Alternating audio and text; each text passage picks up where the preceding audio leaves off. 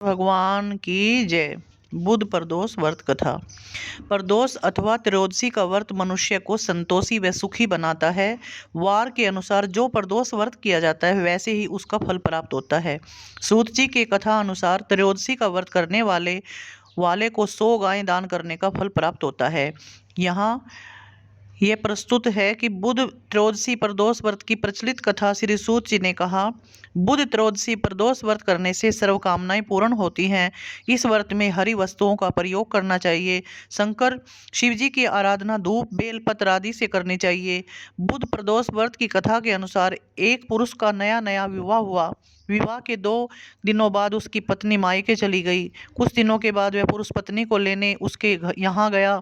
बुधवार को जब वह पत्नी के साथ लौटने लगा तो ससुराल पक्ष ने उसे रोकने का प्रयत्न किया कि विदाई के लिए बुधवार शुभ नहीं होता, लेकिन वह नहीं माना और पत्नी के साथ चल पड़ा। नगर के बाहर पहुंचने पर पत्नी को प्यास लगी। पुरुष लोटा लेकर पानी की तलाश में चल पड़ा। पत्नी एक पेड़ के नीचे बैठ गई। थोड़ी देर बाद पुरुष पानी लेकर वापस लौटा तब उसने देखा कि उसकी पत्नी किसी के साथ हंस हंस कर बातें कर रही है और उसके लोटे से पानी पी रही है। उसको क्रोध आ गया। वह निकट पहुंचा तो उसके आश्चर्य का कोई ठिकाना न रहा, क्योंकि उस आदमी की सूरत उसी की भांति थी। पत्नी भी सोच में पड़ गई। दोनों पुरुष झगड़ने लगे। भीड़ इकट्ठी हो गई। सिपाही आ गए। हम सकल आदमियों को देखकर वे भी आश्चर्य में पड़ गए। उन्होंने स्त्री से पूछा कि उसका पति कौन है। वह किं करते हुए विमूढ़ सी हो गई। तब वह पुरुष शंकर भगवान से प्रार्थना करने लगा, हे भगवान, हमारी रक्षा करें।